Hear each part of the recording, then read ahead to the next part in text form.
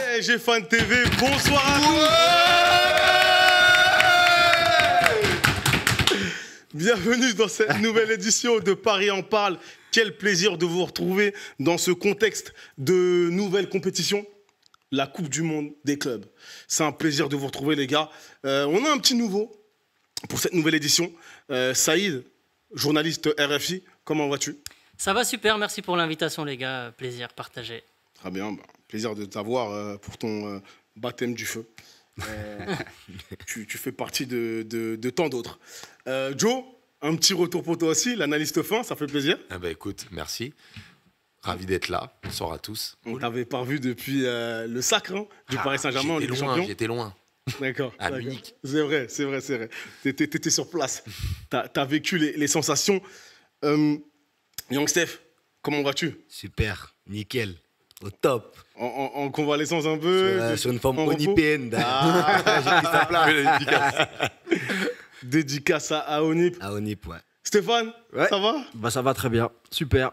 Très On n'est bien. pas descendu du petit nuage, on est toujours là, c'est cool. En même temps, ça fait même pas un mois. Hein. Ça fait même pas un Bientôt, mois et bientôt. on voit qu'on a une équipe qui continue sa route là, bon, Bientôt. c'est cool. Dans quelques jours, ça fera un mois.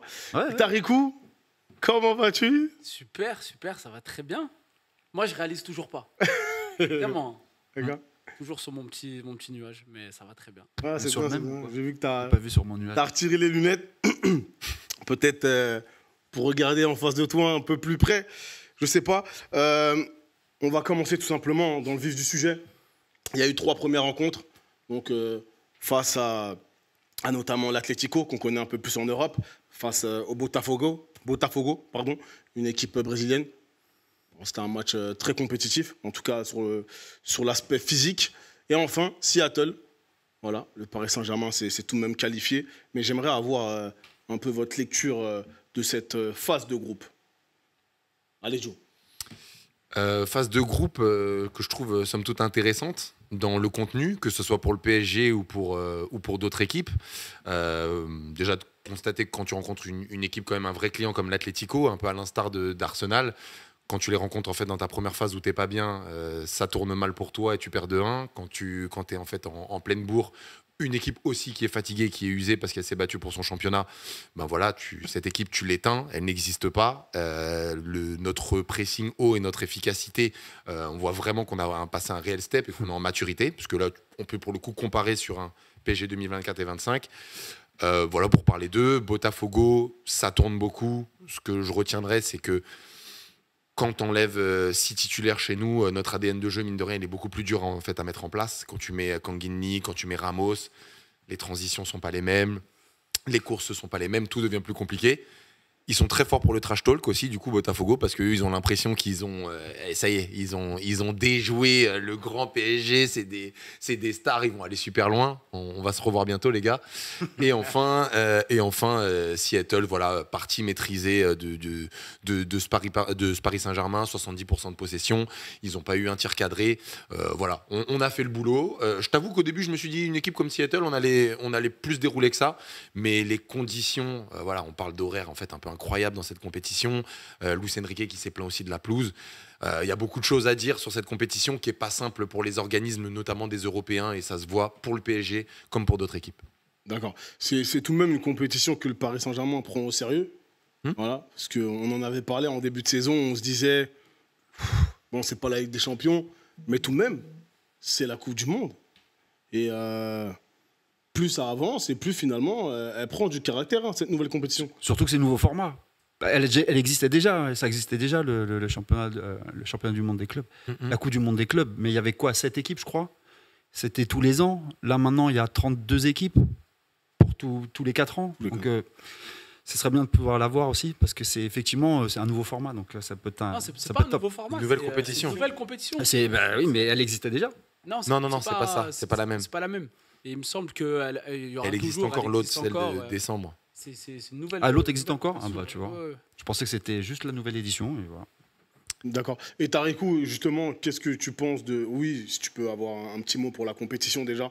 Est-ce que... Par rapport à la compétition en elle-même, sur les premiers matchs, je voulais vraiment m'hyper pour cette compétition, mais j'ai vraiment du mal. J'ai du mal en fait parce que j'ai toujours ce ressenti, cette impression que physiquement, c'est très compliqué pour les équipes européennes. Tu sens qu'ils sont au bout du bout. Et même moi, le Paris Saint-Germain, ils m'ont vraiment impressionné contre l'Atlético Madrid, physiquement, parce que je trouve qu'on a été largement au-dessus d'eux, physiquement, techniquement, tactiquement, sur tous les points du jeu, mais surtout physiquement. Et après, contre Botafogo et même contre Seattle, je trouve que c'est vraiment pas facile. Et ça ne concerne pas que le Paris Saint-Germain, ça concerne toutes les équipes. Et moi, c'est ce qui m'inquiète. Peut-être que ça va prendre une autre tournure une fois qu'il y aura les matchs à élimination directe. Mais pour l'instant, moi, c'est le côté physique. Et comme l'a dit Joe, les conditions de match, que ce soit la chaleur, que ce soit les horaires. Jouer un match à 9h du matin, là, notre prochain match contre l'Inter Miami pour les huitièmes de finale, 9h du mat, heure locale. Je ne sais pas comment ça va être géré. Et surtout que tu as affaire à des équipes qui ont l'habitude de ça, qui ont l'habitude de jouer sous des climats un petit peu humides et tropicaux. Et les horaires, je pense qu'ils ont un peu plus d'habitude. Mais nous, c'est tout nouveau. C'est tout nouveau et la gestion, elle peut être compliquée. D'accord. Saïd, quel est ton avis déjà sur ces 3 premières rencontres? Voilà, le Paris Saint-Germain est tout de même qualifié. Et sur la compétition dans son ensemble? Alors moi, je vais parler d'abord sous le prisme du Paris Saint-Germain. Pour moi, l'enjeu, il n'est pas tellement sportif. Tu sais, quand tu gagnes la Ligue des Champions, derrière que tu sortes en phase de poule, en 8e ou en quart de finale de la Coupe du Monde des clubs, je pense qu'en tant que supporter, ça n'a pas trop d'incidence. Pour moi, l'enjeu réel, il y en a 2. Le premier, c'est de ne pas avoir de blessés, pas de blessures après avoir autant joué cette saison, et parce qu'il y a encore des échéances qui sont très importantes. Le Trophée des Champions, il y a encore la Super Coupe d'Europe qui arrive au mois d'août, le début de la Ligue 1 qui va commencer mi-août. Il n'y aura pas beaucoup de pauses, donc l'idée, c'est de ne pas perdre des joueurs sur 3 à 4 mois avec des matchs un peu couperets comme ça, qui rendent plus service à Seattle, parce que ça fait de la visibilité à Seattle ou à Botafogo ou à l'Inter Miami. Donc ça, c'est le premier point et c'est pour moi le plus essentiel. Le second, je pense qu'il est financier. Paris veut aller loin dans cette compétition, tout d'abord pour des motivations financières, parce qu'il y a une très très grosse récompense à la fin. Donc Paris veut aller chercher cette récompense qui va les aider à se développer, notamment dans la quête d'un nouveau stade, notamment pour aller alimenter un mercato et surtout pour développer un nouveau marché. Depuis que le PSG a gagné la finale de Ligue des Champions, c'est plus de 5 millions de followers rien qu'aux États-Unis pour le Paris Saint-Germain. Donc il y a un tout nouveau marché à aller décrocher là-bas. Donc Paris doit faire des prestations sportives pour aller un peu impressionner ce nouveau public. Maintenant, sur le contenu des match très satisfaisant contre l'Atlético Madrid, mais c'était une équipe aussi qui était très esquintée physiquement un peu à notre image. Quand on joue contre Botafogo ou Seattle, malgré la victoire face à Seattle, on se rend compte que c'est plus compliqué parce que ce sont des équipes qui sont en pleine bourre, qui n'ont pas eu énormément de matchs, qui jouent quasiment à domicile et dans un climat qui est propice à eux. Maintenant, pour moi, l'essentiel, que je le répète, c'est surtout de ne pas se blesser et d'aller le plus loin possible, simplement pour des questions d'image et d'argent. D'accord. Merci à toi. Young. C'est compliqué de faire mieux que Saïd. Est-ce que je vais te poser une autre question pour te faciliter. Qu'est-ce que ça voudra dire pour toi si le Paris Saint-Germain ressort vainqueur de cette compétition? Ça voudra dire qu'on est ultra dominateur, que ce soit en Europe ou même sur le plan mondial, tout simplement. Ça sera synonyme de ça. Après, moi, par rapport à ce qu'ont dit mes camarades d'émission, je trouve que sur les derniers matchs, on sent quand même un état de fatigue côté PSG qui est là, et il faut faire attention parce que, comme on l'a dit, il y a la chaleur, il y a les horaires de match, donc il faut pas se blesser. Donc moi c'est là où c'est ça qui me gêne, c'est l'accumulation des matchs, la Ligue 1 qui reprend bientôt. Et je vois des joueurs qui sont fatigués, ça commence à tirer la langue chez certains. D'accord. Mais là, on parle quand même d'une Coupe du Monde. Je suis d'accord. On parle quand même d'une coupe beaucoup plus internationale que la Coupe d'Europe, qui est censée être un peu... Vous voyez ce que je veux dire? C'est qu'on peut croire, ou on peut dire que la Ligue des Champions est plus importante et beaucoup plus mondiale que la Coupe du Monde des clubs, qui est nominativement, en tout cas, une coupe plus internationale. Voilà. Moi, je te rejoins un peu. J'ai trouvé tes propos totalement pertinents. Je suis un peu moins d'accord sur le fait que ce titre, en fait, n'a pas d'impact. Pour moi, il a des impacts à plusieurs degrés. Pour ce que tu as dit, Byron, parce que encore une fois, c'est le titre de Coupe du Monde. On parle de nouveaux marchés. T'envoies un message. C'est pas anodin, hein, Botafogo qui batte le PSG.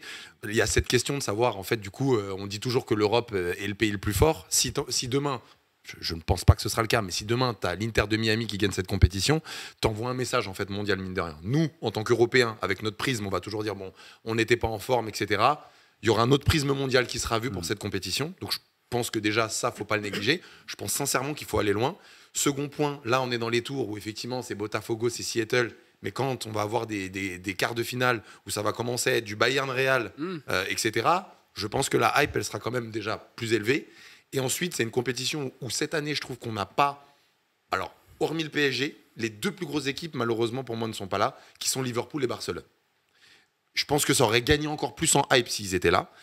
Si tu gagnes la première édition, il y a des gens qui se vantent de dire à jamais les premiers toute leur vie, si tu gagnes la première édition d'une compétition, je pense que tu es encore plus légitime que d'avoir gagné une fois en tant que Français, déjà.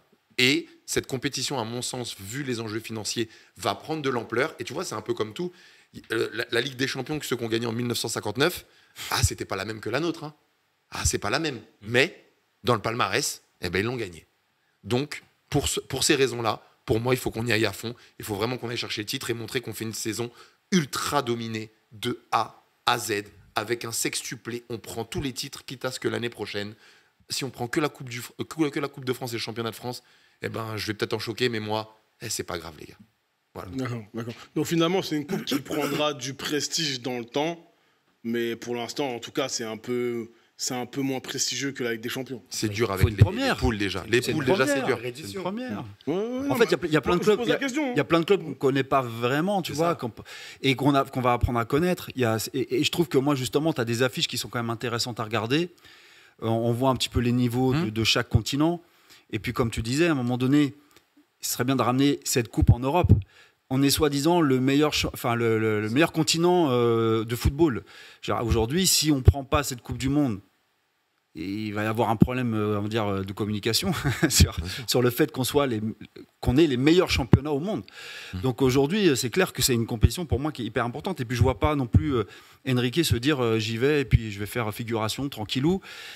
Concernant les blessures, je pense qu'il va aussi bien gérer. Moi, je lui fais confiance parce que quand j'ai vu tout ce qui s'est passé cette année en termes de gestion d'équipe, en termes de gestion de joueurs, moi, je ne le vois pas ne pas continuer dans cette lignée-là et il va faire vraiment attention aux organismes, il va faire vraiment attention à qui il va mettre sur le terrain. D'ailleurs, c'est ce qui s'est passé avec Botafogo. Hein. Il n'a pas mis tous les titulaires en place. Ce n'était pas l'équipe type. Non, je pense qu'il y va pour chercher le titre et moi, j'aimerais bien qu'il aille chercher ce titre, effectivement. Très bien. Tu as parlé de l'aspect physique. Saïd, toi aussi, il me semble.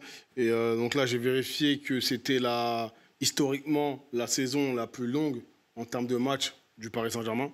Je crois que la plus longue, c'était 94-95. Et quel impact aura justement cette fatigue en fait, accumulée sur la suite de la compétition, tu penses, Saïd? Ouais, c'est pour ça que je pense que c'est... Pour nous, cette année, en fait, si on prend le contexte, pour nous, c'est une compétition anecdotique. Je m'explique. Plus de 60 matchs. Plus de 60 matchs. Et en fait, le Paris Saint-Germain aussi, il faut noter que n'a pas le banc spécialement pour faire autant de matchs. Tout à l'heure, je ne sais plus qui le spécifiait, mais quand Gonzalo Ramos joue, Lee Kang-in joue, quand Mayoulou est titulaire, c'est bien, mais c'est plus du tout la même fluidité, c'est plus du tout les mêmes préceptes de jeu, c'est plus du tout les mêmes automatismes. Paris devra à l'avenir aussi se renforcer sur le plan du banc de touche. Cette année, ça s'est pas trop vu parce qu'on a gagné la Ligue des Champions, donc on a eu la chance de ne pas avoir de blessés, on a eu la chance d'avoir des joueurs cadres qui ont été là toute la saison, Nuno Mendes, Achraf Hakimi, Vitinha, Dembélé. Donc en fait, c'est un petit peu l'arbre qui cache la forêt. Et de l'avance en Ligue 1. Et de l'avance en Ligue 1 qui a permis de faire tourner entre-temps. C'est un petit peu l'arbre qui cache la forêt. Maintenant, aller loin dans cette compétition. Tout à l'heure, on parlait de cette Coupe du Monde des clubs. Oui, c'est prestigieux. Oui, il y a des équipes très intéressantes. Mais pour moi, cette Coupe du Monde des clubs, et c'est comme la Coupe du Monde classique qui va être élargie à 48 équipes, c'est un format qui va favoriser les petites équipes et les équipes, on va dire, plus exotiques. Pourquoi ? Parce que Seattle, aujourd'hui, est très content, en termes de vitrine, de jouer contre l'Atlético Madrid. Pour leurs joueurs, ça leur donne une exposition incroyable. Pour les fans de Seattle, de se dire, je vais jouer le PSG, je vais jouer l'Atlético Madrid, je vais jouer ce genre d'équipe-là, c'est très beau. Le PSG, avec tout le respect qu'on a pour Seattle ou Botafogo, ils s'en fichent un peu de jouer contre ces équipes-là. Donc ce format, la Coupe du Monde, il est là pour donner du plaisir au football du monde entier. Donc les équipes égyptiennes, les équipes marocaines, les équipes brésiliennes, les équipes sud-américaines, etc., qui sont là pour cette compétition-là. Et pour la Coupe du Monde, on va dire internationale avec les nations, ça va être la même chose. On va élargir à des plus petits pays, mais les grosses équipes, ça ne les intéresse pas forcément de jouer contre ces plus petites équipes-là, mais pour ces petites équipes-là, ils vont être contents de jouer. Donc c'est pour ça que moi je dis en vérité, cette Coupe du Monde des clubs-là, moi, qu'on la gagne ou qu'on la gagne pas, il faut qu'on aille juste chercher ce qu'on a à chercher financièrement et en termes d'image. J'aurais peut-être eu un discours différent si on n'avait pas gagné la Ligue des Champions, mais aussi je pense aux échéances plus importantes pour le Paris Saint-Germain à l'avenir, le Trophée des Champions, la Super Coupe d'Europe. L'année prochaine, la Ligue 1 va démarrer très tôt, la campagne de Ligue des Champions qui est beaucoup plus complexe que celle d'avant parce que maintenant tu as 8 matchs au lieu de 6 sur la phase de groupe. Il va falloir les assumer, il va falloir les digérer. Les joueurs ne sont pas des robots. Il faut garder ça à l'esprit et faire des choix. Moi, je pense qu'aujourd'hui, dans le calcul, si on me dit je gagne la Coupe du Monde des clubs mais que derrière j'échoue au Trophée des Champions ou j'échoue à la Super Coupe d'Europe, je ne sais pas si le bénéfice il est intéressant. Alors il va être intéressant financièrement, c'est sûr, mais sportivement, j'émets quand même des réserves. Mais c'est énorme. Moi, c'est énorme, juste ce qu'il dit, hein. 2 secondes. C'est vrai que c'est très intéressant ce que tu dis, Saïd, mais pour moi, un champion d'Europe doit représenter son titre dans cette compétition-là. Si aujourd'hui un champion d'Europe échoue à cette compétition, c'est pour moi, il y a un truc qui ne va pas. On doit représenter quelque chose. Si le Paris Saint-Germain n'avait pas été champion d'Europe, ça aurait été bien qu'ils le prennent, parce que ça fait un titre de plus. Mais au bout du compte, on n'a pas d'attente. Pour moi, j'ai une attente en tant que... C'est comme un mec, une équipe qui est championne du monde. Elle se remettre son titre en jeu. Bon, là, c'est pas le cas, parce que entre la Champions League et cette Coupe du Monde de foot, ça n'a rien à voir. Mais en même temps, on représente quand même quelque chose. On vient de gagner la Ligue des Champions. Il y a un un statut à assumer, voilà, exactement. Enfin, ça, c'est mon avis personnel. Hein, après. Moi, je dirais juste c'est plutôt l'inverse dans la mesure. Si on n'avait pas pris la Ligue des Champions, j'aurais dit, bon, histoire de se consoler, j'avoue, cette Coupe du Monde des clubs, elle ferait plaisir. C'est une première édition. Il y a beaucoup d'équipes, il y a des top équipes. Ouais, ça se tient aussi, bien sûr. C'est une belle ligne sur le palmarès. Maintenant que tu es champion d'Europe, moi aussi, j'essaie d'être un peu pragmatique. Je me dis, si c'est pour être usé et avoir un démarrage la saison prochaine qui va être catastrophique et on ne pourra pas en vouloir aux joueurs de se dire l'année prochaine on va peut-être perdre des points en Ligue des Champions sur la campagne, des points qui vont être difficiles à rattraper, ou en Ligue 1 on va faire un démarrage complexe. Je me dis, est-ce que ça vaut le coup sur un tournoi one shot, sachant que tu vas être respecté quoi qu'il arrive parce que tu es champion d'Europe. C'est là où il faudra faire confiance au mercato. C'est là aussi où le mercato va jouer. Voilà, par contre, c'est là où je suis pas d'accord avec toi. Parce que tu sais, et c'est pas nous, c'est pas par rapport aux propos des Parisiens ou des dirigeants parisiens, c'est que le discours qu'il y a eu, c'est que cette Coupe du Monde des clubs, par exemple, elle va avoir un impact juste sur le Ballon d'Or. Et je pense que si le Paris Saint-Germain remporte cette compétition, il n'y aura plus de débat. Il va appartenir à un Parisien, quoi qu'il arrive, à Dembélé, Hakimi ou voire Vitinha. Et je trouve que l'impact de cette Coupe du Monde-là, de remporter cette première Coupe du Monde, après avoir gagné la Ligue des Champions, je pense même que tu rentres même sur les débats de meilleure équipe all-time. Tu vois qu'il y a eu avec l'Ajax, qu'il y a eu avec l'AC Milan, qu'il y a eu avec le Barça. Et tu rentrerais dans ces débats-là, plus que de perdre une super Coupe d'Europe contre Tottenham.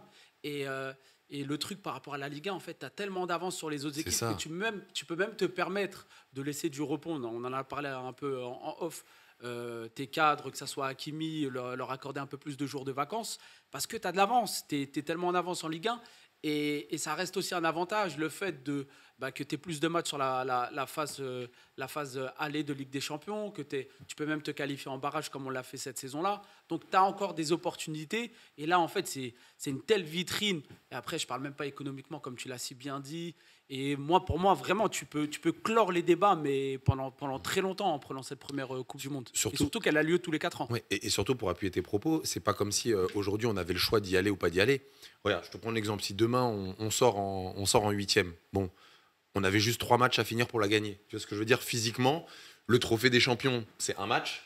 La Super Cup, c'est un match. Marseille, on a une avance non, mais en performance, on leur a mis 23 points. C'est pas eux qui doivent nous inquiéter. Tottenham, ils finissent 16e ou 17e sur un match. Je pense qu'ils nous inquiètent. Ils ne vont pas nous inquiéter, même si je suis d'accord avec toi qu'il faut prendre en compte cette fraîcheur. Donc, si tu veux, soit cette compétition, j'aurais entendu, et je comprends totalement tes propos, de est-ce qu'on y va ou on n'y va pas. Mais maintenant qu'on y est, avec toute la préparation, tout ce que ça demande de faire, tout le sacrifice, le décalage horaire, tout ce qui est déjà fait, ça y est, là, t'es en 8e, fais-les tes 4 matchs. faut aller au bout, tu vois. Non, je comprends. L'Inter de Miami, qui est censé, en fait, normalement être à notre portée, On en parlera plus tard. On va en parler juste après même. On va en parler juste après même. Continue. Non, mais voilà, ce que je veux dire, c'est qu'on est censé avoir 4 matchs. Effectivement, je prends l'aspect physique, le côté décalage horaire, en fait, est très contraignant, les horaires sur lesquels on va jouer. Mais voilà, c'est que 4 matchs. Donc, à mon sens, il faut y aller aussi pour ça. Et on pourrait faire un sextuplé C'est incroyable. qui ne s'est jamais vu dans le football. C'est incroyable. Et pour ça, ouais, il faut l'apprendre. Et ça clôturerait cette magnifique historique saison. Parce que c'est vrai que même s'ils sont très importants, Trophée des Champions et Super Coupe, ça arrivera la saison prochaine, même si la saison prochaine, c'est dans quelques semaines finalement. Et un petit ballon d'or pour Paris en plus. Tu sais que, pour, parenthèse, mettre un j'ai toujours pas compris, et pardon de le dire en direct, si le Trophée des Champions, il y en a qui comptent celui de l'année dernière, il y en a qui comptent le nouveau. Je suis complètement perdu parce que le truc, ils le mettent en janvier. Je sais pas si dans nos trophées-là, tu comptes le Trophée des Champions que tu as fait en janvier. Et normalement, non, je crois que ton dernier Trophée des Champions que tu prends, c'est celui qu'on va jouer contre Marseille. Normalement, c'est le prochain parce que c'est celui qui. Prochain, ouais. C'est celui qui conclut la saison de Ligue 1 qui vient de passer. Donc, Normalement, j'aurais c'est pas dit ça. Marseille. Ouais, c'est celui de Marseille. donc l'autre ne j'aurais compte pas pas. dit ça, moi. Et il va avoir lieu normalement en janvier, parce qu'il ne va pas avoir lieu en août. Donc ça voudrait dire que, je vous explique un peu le storytelling du truc, si on gagne tout, le dernier titre qu'on prend, Ouais. c'est contre Marseille. Non, Non, je crois pas que ça a été comptabilisé de cette façon. Parce que Je crois. non, Intéressant de En plus de savoir. l'oreille, parce que même le Paris Saint-Germain a communiqué Pierrot avec dans une l'oreillette. photo et il y avait les 4 titres. Ouais, il y avait les 4. Il y avait les 4 titres. Oui, Donc- mais c'est vrai que j'ai vu ça aussi. Mais normalement, Donc, c'est le trophée qui est censé Ouais, oui. clôturer la saison précédente. Mais ils l'ont fait en janvier, donc bon. Ouais, c'est- Pour moi, un trophée des champions, ça ouvre une saison et ça fait partie de la saison en cours en tout cas. C'est pas, Oui, ça tu peux- clôture pas une saison. On peut donner Ça nos ouvre- règles, on s'en fout. Ça ouvre une saison. On peut faire nos propres règles. Mais on va parler, Tu d'un- viens de la première ligue aussi. T'es un adepte de l'APL. quelque part, Community Shield. quelque part. On va parler d'un ancien Parisien, d'accord, joueur quand même légendaire. Est-ce que son passage au Paris Saint-Germain a été légendaire? Ça, c'est notre question. Du tout. Saïd, voilà, on va interroger celui qui est un peu neutre. Voilà, dans l'équipe là. Je suis pas neutre, hein. Bon, on va t'entendre. Je t'ai jamais entendu par rapport à ce joueur-là. Lionel Messi, bien entendu, qui représente l'Inter Miami. Donc c'est quand même une affiche hein, dans cette compétition. Quel est ton sentiment sur cette future rencontre? Bon, c'est à la fois Est-ce que anecdotique. tu es content de retrouver Messi déjà aussi? Non. C'est à la fois anecdotique et c'est à la fois personnel parce que je trouve que le passage de Léo Messi, au-delà d'être moyen et le rapport bénéfice-coût que ça nous a coûté, ça fait encore mal aujourd'hui. Mais je pense qu'il n'a pas respecté le fait d'être au Paris Saint-Germain alors que le Paris Saint-Germain lui a quand même laissé une fenêtre de rester à la fois compétitif et de garder un niveau salarial similaire à celui du FC Barcelone. Pour moi, il n'a pas joué le jeu avec le public, il n'a pas joué le jeu sur le terrain avec ses coéquipiers. Sportivement, bon, ça reste Lionel Messi, on va pas tergiverser sur son niveau, ça reste une légende de ce sport et il n'y a pas de souci là-dessus. Mais pour moi, son passage au Paris Saint-Germain, c'est un mariage raté. Donc ça me ferait plaisir, tout particulièrement, qu'on le sorte de cette compétition, histoire de lui redonner un peu, peut-être pas jusque-là, mais Non, je plaisante, c'est mauvais, c'est très mauvais. de lui redonner un peu, tu vois, la monnaie de sa pièce. Après, voilà, c'est de bonne guerre, ça reste du football. Maintenant, moi, Messi, je considère pas que ce soit une légende du PSG. Je serais pas content qu'il revienne au parc pour présenter un quelconque trophée ou pour venir juste même en signe du bon vieux temps, parce que c'était pas un bon vieux temps, le vieux. Donc voilà, c'est un mariage raté, comme il y en a eu plusieurs, on oublie. Maintenant, ça me ferait un petit peu plus plaisir de le sortir de la compétition que si l'Inter Miami n'avait pas Lionel Messi dans l'équipe. D'accord. Bon, Il y en a un qui fulmine. Oui, là. mais Il y en a un qu'on peut plus là. On va interroger Jo tout Il est à sous l'heure. pression. Il est sous pression. Il est sous pression. Il est sous pression. Non. Ah, on est sur du pro Messi là? Oui, non, mais je vois sa tête depuis tout à l'heure. Il est sous pression. Tu l'as mis sous pression. Ah ouais, tu l'as mis sous pression. Il est dans le gaz. Bon, allez, Jo, tout le monde veut t'entendre. Bah oui. Finalement, Allez, Jo, sois pas naturel. t'es content de retrouver l'Inter Pas Miami. faire autrement que d'être naturel. T'es content de Très content de rentrer. Déjà, je vais commencer par une question un peu plus football. Tac. Est-ce que cette équipe t'inquiète? Voilà. Est-ce que tu penses que voilà. Pas du tout, mais il faut quand même s'en méfier parce que clairement, c'est pas Suarez, c'est l'ombre de lui-même. Messi, il a toujours en fait ses qualités de passe quand même. Faut pas le négliger, mais l'équipe est pas très forte. Même s'ils ont réussi à surprendre quand même le FC Porto, donc c'est pas un grand FC Porto, mais il faut quand même, voilà. Faut pas y aller en se disant on va leur mettre facilement 7-0. C'est tout ce que je dis. Après, Bon, on pourrait se dire ça. Hein, on pourrait se dire ça. Suarez, il a 5-6 kilos de trop.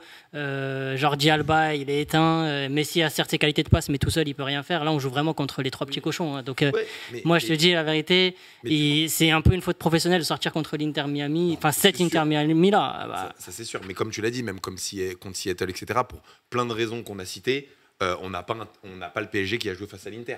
C'est plus dans ce sens-là. Tu me dis le PSG qui a joué face à l'Inter, qui joue contre Miami, oui, on leur met les 7. Mais là, c'est un PSG qui est diminué et qui a un peu plus de difficultés. Ceci étant dit, je voulais me parler du mariage, du coup. Oui, on veut t'entendre Est-ce que là-dessus. tu voulais réagir sur les propos de Saïd? Non, mais alors déjà, je ne suis pas du tout choqué, puisque j'ai l'habitude d'être à peu près seul sur ce sujet-là. Mais je te rejoins sur un point, c'est que pour moi, tu as résumé avec un point, c'est un mariage qui ne s'est pas fait. Pour moi, il y a plein de raisons. Et tout ce que je dirais, c'est que je ne mettrai pas tout sur la faute de Lionel Messi. Par contre, la manière où il est parti et ce qu'il a dit, s'il n'y a aucune classe, et je le condamne totalement. Mais pour moi, il y a beaucoup de choses. C'est d'avoir mis, quand un joueur comme Messi, tu mets au centre du projet Mbappé, qui, on s'est tous rendu compte que c'est un trou noir, même s'il apporte beaucoup de stats, c'est un trou noir en fait quand tu le mets en leader, que ça soit au Real, que ça soit au PSG, ça a été le cas. Beaucoup de gens s'en sont rendus compte en tapant sur Neymar et qui se disent que finalement, en fait, le problème, c'était peut-être pas Neymar. Ben non, c'était Mbappé. Et je pense que Messi, il y a aussi ce système-là. Après, voilà. Pour moi, il y a d'autres raisons. Ça n'a pas été le pire. J'oublie pas que dans cette équipe-là, même quand on dit c'était l'équipe des stars et maintenant c'est une équipe de pas stars, j'oublie pas aussi qu'il y avait surtout 3 mecs devant qui étaient très forts au football et que derrière, c'était beaucoup plus compliqué pour les 8 autres. On n'avait pas le grand Hakimi qu'on avait, on n'avait pas le même Nuno. Zahir Emery, il avait 16 ans. Herrera était pas On avait un peu le même Nuno. C'était pas le même Hakimi. On avait un peu le même Nuno.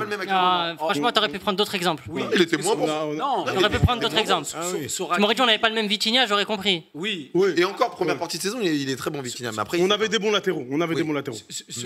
Sur Hakimi, t'avais surtout un truc qui était criant quand tu regardais les matchs. Il ne faisait pas la passe. Il lui faisait pas la Il passe. donnait c'est pas de vrai, ballon. c'est vrai. Il C'est a clair. des Bah problèmes oui. de- Messi notamment. Oui, bien sûr. Oui, Surtout bien sûr. Messi.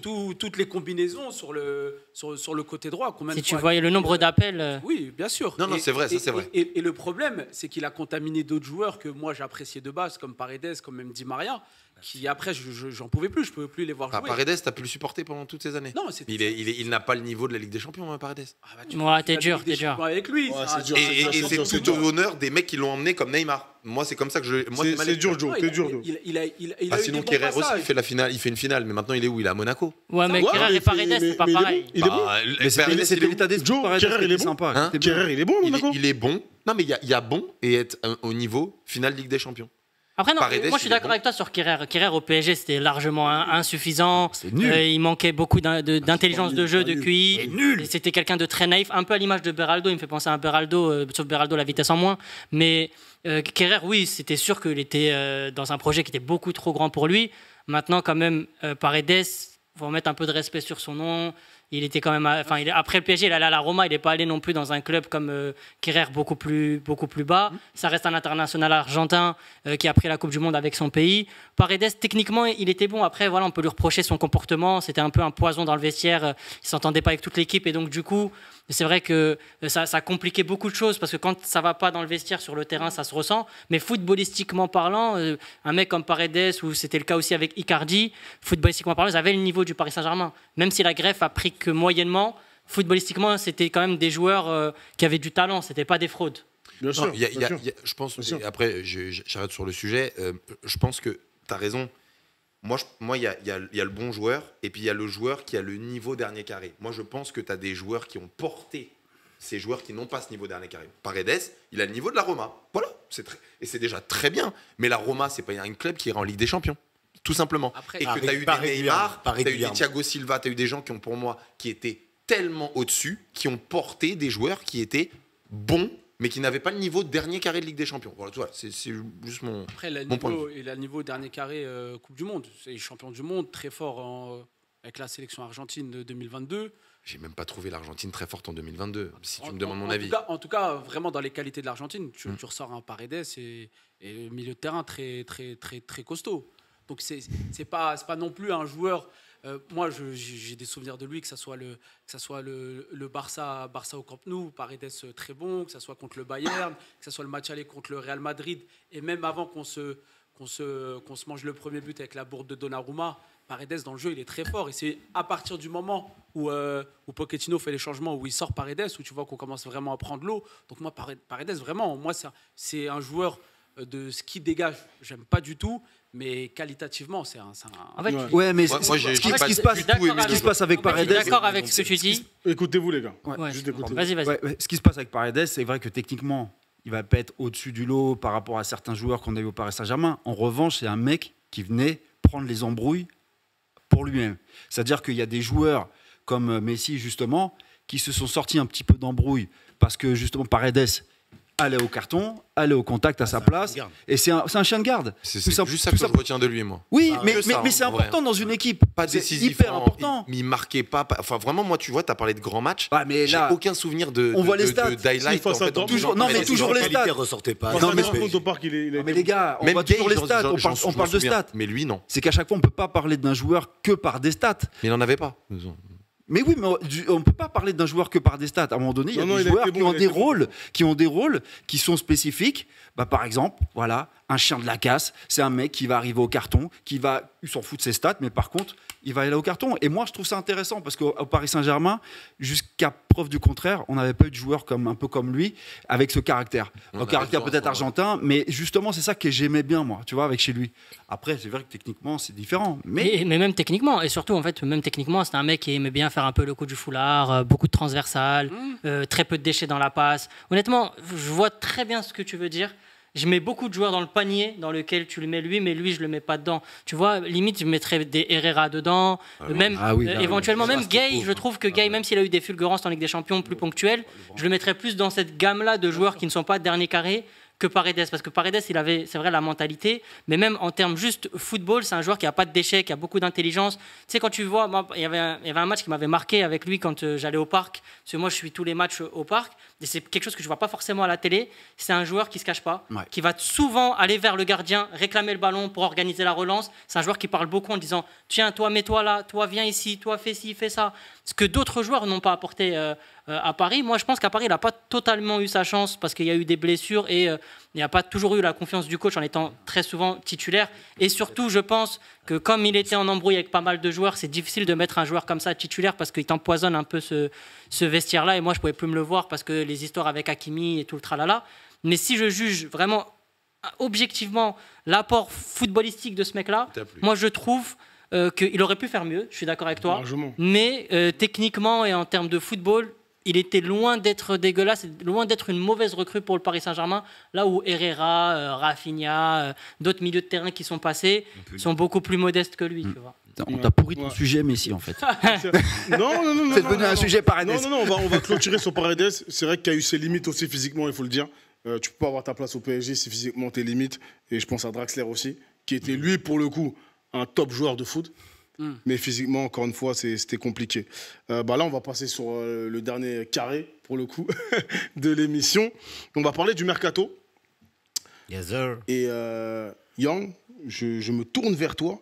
Et il y a un joueur dont on parle, de Bournemouth, Bournemouth. joueur de Première Ligue, donc, Ouais. de 22 ans. Il y a. Donc, pour pas me tromper, donc Ilya Zabarny. Qu'est-ce que tu en penses? Moi, je pense que ça peut être une bonne recrue au Paris Saint-Germain. Défenseur central, ukrainien. Malheureusement, Safonov, compliqué. Hein, on est obligé de parler de Safonov si on parle de Zabarny. Tout à fait. Il y a un sujet géopolitique. Voilà, il aura pris sa Ligue des Champions avec Paris, mais ça va être ciao bon vent si Zabarny arrive. Mais pour revenir à ce joueur-là, ouais, très très bon défenseur central. On l'a vu la saison dernière avec Bournemouth. Il a formé une charnière très solide avec Dean Huijsen, qui est lui parti au Real Madrid. Donc non, ça fait partie des coups à faire sur ce mercato. On sait que voilà, Marquinhos n'est pas totalement sur la fin pour faire écho à 31 ans. Pep. 31 ans, quand même. Mais comme l'avait dit Daniel, il faut faire cette transmission. Et je pense que Zabarny peut être un candidat idéal pour endosser ce costume sur l'après Marquinhos. Je trouve que c'est un joueur qui est solide, qui est robuste, qui est intelligent, qui est aussi fin techniquement, qui a une bonne qualité de relance. Jeune. Donc je me dis pourquoi pas au Paris Saint-Germain. Très bien. Est-ce que vous avez quelque chose à rajouter sur ce joueur? Ou est-ce que vous en avez... Bah, je crois que son contrat, il est jusqu'en 2029, 2029, un truc comme ça. Avec Bournemouth? Ouais, il me Ou, semble. ou, Non, avec Bournemouth. Il me semble, non? 2000, Je sais pas, il faudra que je regarde, mais je crois qu'il me 2029. semblait que c'était un long contrat. Ils veulent encore. nous vendre cher quand même. Hein. Ouais, Ouais, 70 millions, je crois. C'est cher quand même. 75? Ah ouais, j'ai pas vu 75. Ouais, non, Ouais, dans les 70 Après, millions. après, ils sont gourmands et en ce moment, ils sont en train de se faire dépouiller tous leurs gros talents. Dinesen est parti au Real, Kerkez il est À parti combien à Liverpool. Il n'y a pas Chelsea sur le coup aussi, là, justement? Il est parti 40, à Je crois que c'est pour 40, 50 je crois. millions, il me semble. hein. 40. 40 40. Tu vois, et 40, et limite, je crois qu'il est plus jeune, si je dis pas de bêtises. Kerkez, C'était une clause. 22, il me semble. 22 Ah, c'est une Kerkez, clause. il Il me me semble. semble que c'était une clause. Ah, si c'est 40, c'est que c'est probablement une clause. Ouais. Sinon, ils ne le vendent pas à ce prix-là. Bien sûr. Mais je crois qu'en plus, il y a de la concurrence en termes des clubs qui commencent à se positionner dessus et ça fait monter les prix. Voilà. Mais après, je crois que le joueur lui donne sa priorité au PSG. Donc... Oui, oui, il a demandé. Je crois qu'il a dit. Ouais, il a dit. PSG. Apparemment, il y aurait un accord Ouais, voilà. entre Il y aura un le joueur et le Accord de club. principe. Ouais. Moi, je suis Donc- pas comptable, donc. D'accord. On va rester sur le football. T'as raison, Tarikou. Et du coup, qu'est-ce que tu aimerais voir arriver au Paris Saint-Germain et voir partir même, peut-être par la même occasion? Bah, bizarrement, après avoir gagné ce titre de champion d'Europe, il n'y a pas trop de rumeurs mercato. Et Konaté à la fin de saison. Non, Konaté. Liverpool, je crois que ça revient pas. ça revient pas, non? Il y a un peu de rumeurs. Il y a un peu de rumeurs quand même. Plus du côté du Real. Un petit peu de rumeurs quand même, Pas- Konaté. Pas trop chez nous. Mais il y a des rumeurs, ils veulent nos joueurs. Maintenant, ils Ah veulent oui. nos joueurs. oui, oui. Avant, on Barcola, voulait Bayern. les joueurs adverses. Maintenant, c'est les équipes adverses C'est qui vrai. veulent nos joueurs. C'est vrai, c'est vrai. Kang avec Naples, Arsenal, Barcola, Barcola, avec le le Bayern, Bayern, Arsenal aussi. Zaire Emery, Arsenal Zaire aussi. Emery. Oui. Ah oui, C'est Mais, vrai, c'est vrai. ça fait rêver les maintenant. Concernant les départs, je pense qu'un gars comme Kang In Lee, faut qu'il cherche un autre club parce qu'il a atteint un plafond de verre. Il apporte même pas comme à une époque quand il rentrait un peu en jeu, tu sentais que c'était un peu le super sub. Mais je pense que même ça, il voit qu'il y a beaucoup de joueurs qui lui sont passés devant et que même en termes de niveau, le cap il est un peu trop important. Donc je pense que ça lui ferait du bien de partir. Et sinon, moi, en termes de recrutement, défense centrale, ils sont en train de travailler dessus. Mais peut-être un profil à Cliouche. Oui, moi, tous les jours. Il est bon. Tous les jours, je signe. C'est un Il est joueur bon. qui est polyvalent, Bon joueur. qui est Luis Enrique compatible. Donc oui, moi, c'est un joueur vers lequel j'irai. Et aussi une doublure à Achraf Hakimi. Parce qu'au bout d'un ça, moment, c'est ça. on sait très bien qu'il a un physique et un coffre incroyable. Mais je ne sais pas combien de temps ça va durer. Je trouve Bien ça sûr. vraiment, vraiment dangereux C'est vrai. de continuer comme ça, sachant qu'on est sur une saison où il y aura aussi la CAN qui va arriver cet fait. hiver. Donc ouais, il faut vraiment lui trouver une doublure. Et qui dit doublure, dit quand même un joueur d'un certain niveau. Voilà, c'est quelqu'un que tu mets sur le terrain, t'as pas peur. C'est pas un Kerrer ou c'est pas un joueur comme ça. Ouais, ou un backer. Ou Ouais, autre. une continuité, Oui, crédible. continuité, oui, sur les doublures, ouais. Alors, en demi avec Très bien. ce joueur. Joe, Non, Est-ce que t'as quelque chose je rejoins sur le mercato Tarikou sur ce qu'il dit, notamment sur l'arrière droit. Je me pose même la question, pourquoi pas aussi confirmer Zaire Emery aussi là-dessus, parce qu'au milieu, je trouve que ça devient un petit peu plus compliqué et je trouve qu'il n'a pas fait des mauvaises prestats dessus. Pourquoi pas en fait aussi le confirmer en arrière droit, qu'il a un peu plus de temps de jeu. Voilà, je serais pas fermé pour ça. Sinon, en termes de recrues, je te rejoins sur ce que tu as dit sur Kang In Lee. Son penchant en défense, pour moi, c'est Beraldo, pareil, qui n'a pas le niveau du PSG. Et qu'aujourd'hui, on a besoin, en fait, notre 11, on a un 11 qui est relativement jeune. Il y a peut-être le débat de Marquinhos, donc tous peuvent gagner en fait en niveau. Donc pour moi, notre 11, il ne faut pas trop le remettre. Mais par contre, il faut qu'on ait des doublures sérieuses. Ouais. Voilà. Et mine de rien, avoir une doublure sérieuse, c'est pas facile parce que c'est dire à des mecs, t'es bon, mais en fait, te battre pour être titulaire, c'est quasiment pas possible. Donc ça peut être compliqué, tu vois. Soit tu attires des jeunes talents en leur disant, ils vont rester 2-3 ans, en se disant, en fait, il n'y a pas la place. Parce que tu recrutes un mec qui a en arrière droit Hakimi, tu lui envoies quoi comme message? Mais tu joueras pas, mon gars. jamais, mon Tu joueras contre Auxerre, tu verras. après une blessure est si vite arrivée, c'est pas ce qu'on souhaite. Ah là là, Oui, mais c'est pas ce qu'on veut. Non, Il mais va c'est nous vrai. porter la poisse. Oh là là. Mais oui, Non. t'as raison, c'est si Non, vite arrivé, mais il faut ou pas. une compétition, une absence, 2 mois. Mais, oui, mais t'as Moi, raison. j'espère mais- qu'il va mais vite tu- revenir de Ah oui, la la CAN. Mais il Moi, vivra- c'est mon souhait personnel. Voilà, il vivra, Ah oui. il vivra dans l'ombre de. Je suis parisien Non, et mais quelle il y a origine, Sénégal. Il y a Sénégal aussi. Ok. Donc, C'est plus ça, ouais. c'est normal, messieurs. C'est Voilà. logique. Mais bon, gars, voilà, mais bon. tu Mais peux bon, pas je souhaite vivre le dans meilleur. l'ombre. Je souhaite le meilleur à Hakimi, bien entendu. Voilà, tu peux pas vivre dans l'ombre vivre dans l'ombre en fait d'un joueur, ça peut être compliqué et te dire que tu vas avoir difficulté à gagner un temps de jeu en tant que titulaire sur des grosses compétitions. Donc voilà, ça va pas être simple à mon sens. Et moi, j'ai juste un choix de cœur qui n'a aucun lien.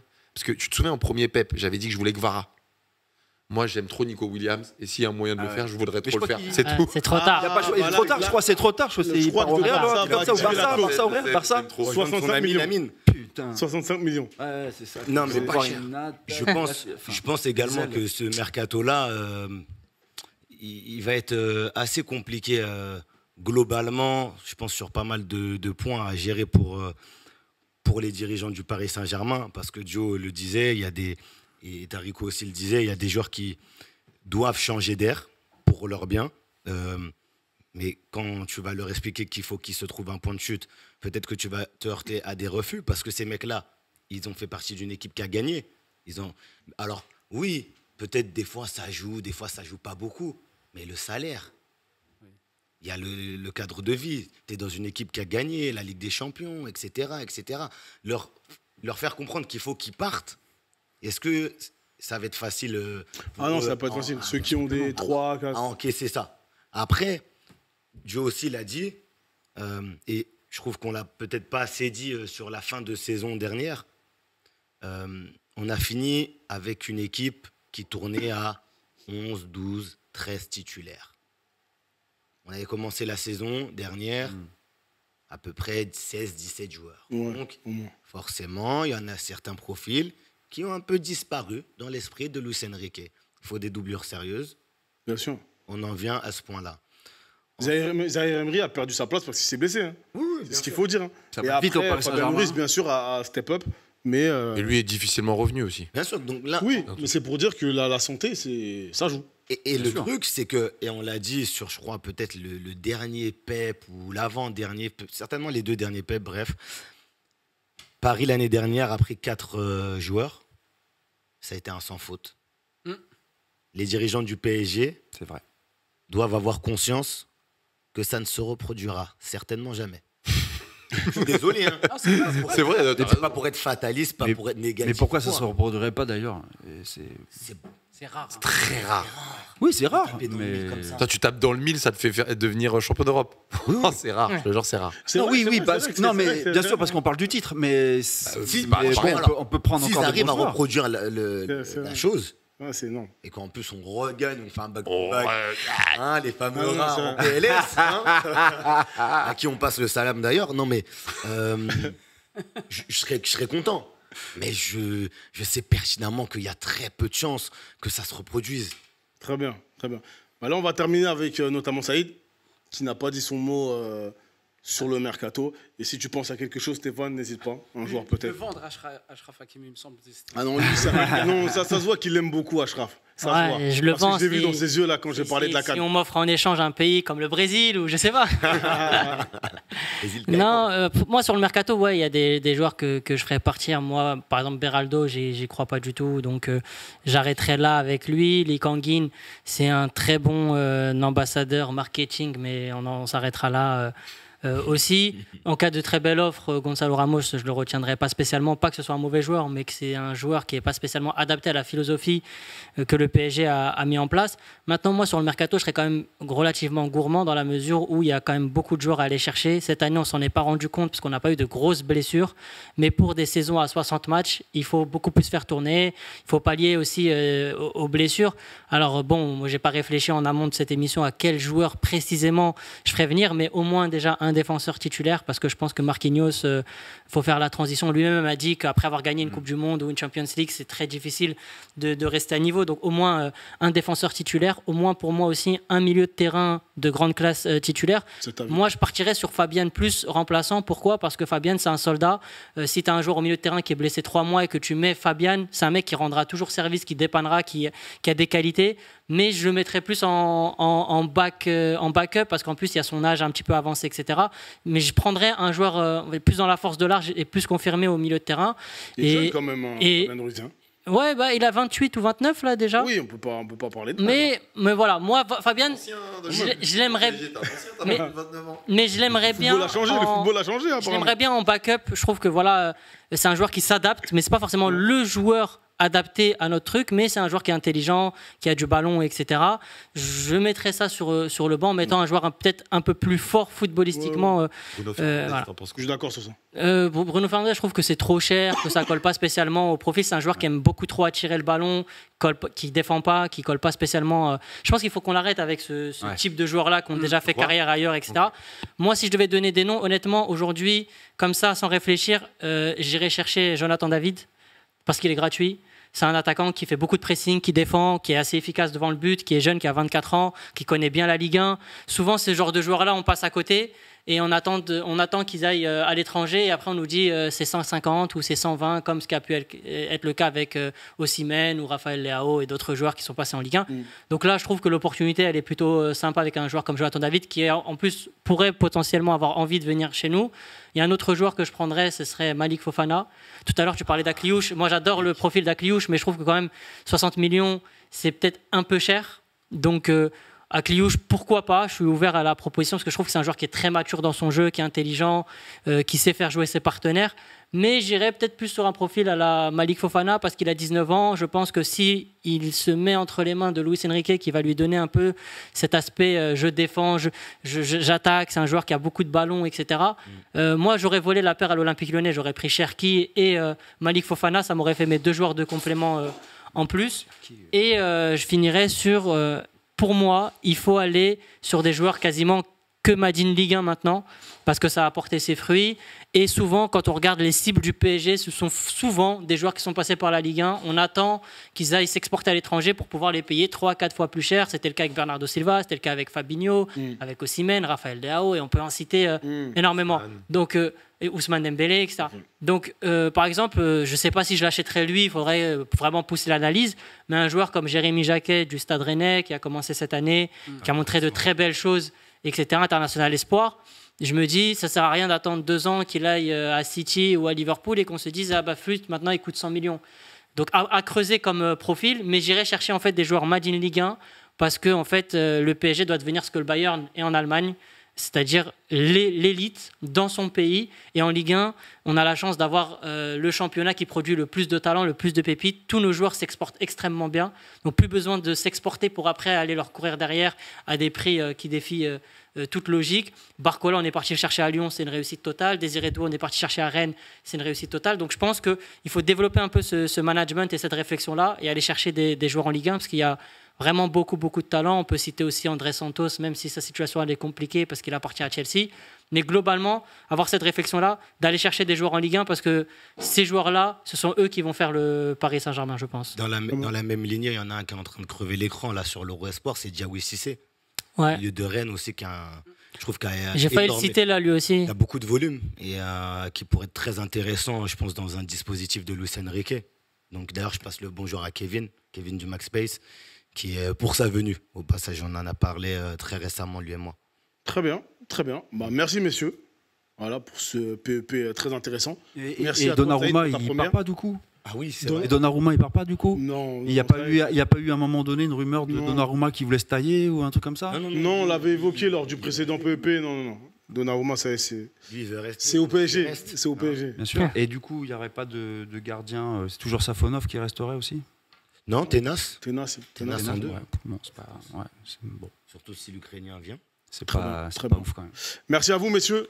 Merci une beaucoup. nouvelle fois à toi, Saïd. C'était très intéressant. Ben, merci, ça fait plaisir. Merci, Joe. J'espère qu'on te retrouvera très bientôt. Bientôt, bien sûr. C'est toi qui vois. Hein. Sur la chaîne, C'est toi t'inquiète qui vois. Hein. À la maison. Très bien. C'était super, les gars. Merci à vous, chers abonnés. Abonnez-vous. Le petit pouce bleu, c'est très important. Partagez la vidéo. Et on vous dit à très bientôt sur Paris en parle.